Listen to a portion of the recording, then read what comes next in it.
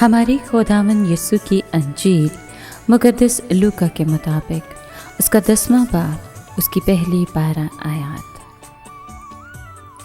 ان دنوں میں خداوند نے 72 اور مقرر کیے اور انہیں 2 کر کے ہر شہر اور ہر گاؤں کو اپنے آگے بھیجا جہاں وہ خود جانے کو تھا، اور وہ ان سے کہتا تھا کہ فصل تو بہت ہے پر مزدور تھوڑے ہیں، اس لیے فصل کے مالک کی منت کرو کہ وہ اپنی فصل کاٹنے کے لیے مزدور بھیج دے۔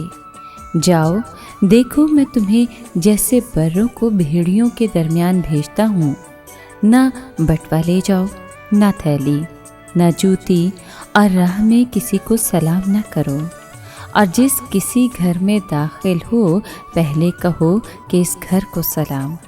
اگر سلام کا فرزند وہاں ہو تو تمہارا سلام اس پر ٹھہرے گا، ورنہ تم پر لوٹ آئے گا، اور اسی گھر میں رہو، اور جو کچھ ان کے پاس ہو کھاؤ اور پیو، کیونکہ مزدور اپنی مزدوری کا حقدار ہے۔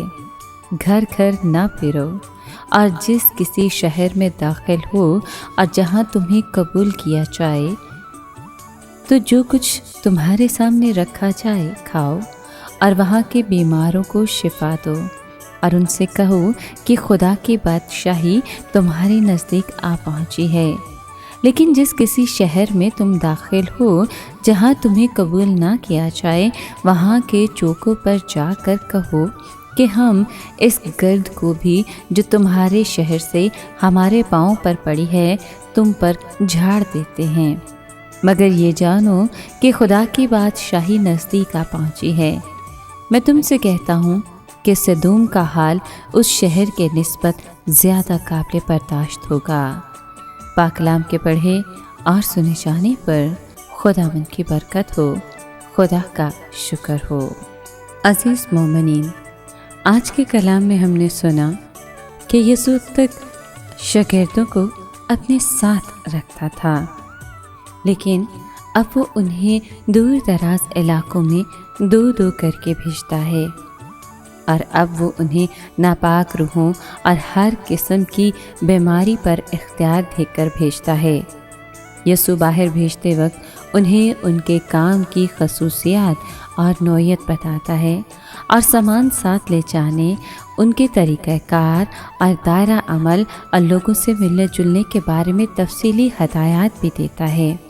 بعد میں ان کا دائرہ عمل وسیع کر کے عالمگیر بنا دیا گیا۔ اس نے انہیں گواہی اور رفاقت کی خاطر 2 کی ٹولیوں میں بھیجا۔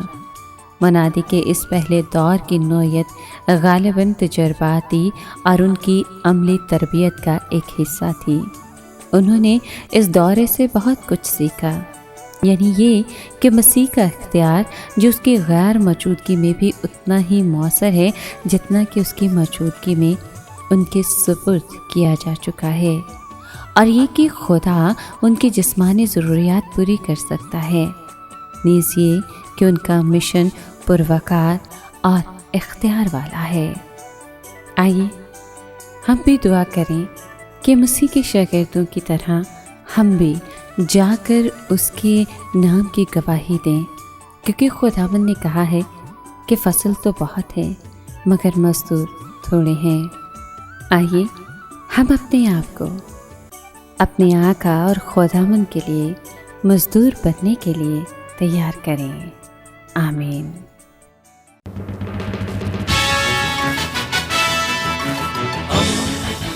دوستی کا پیمبر، ریڈیو ویریتاس ایشیا۔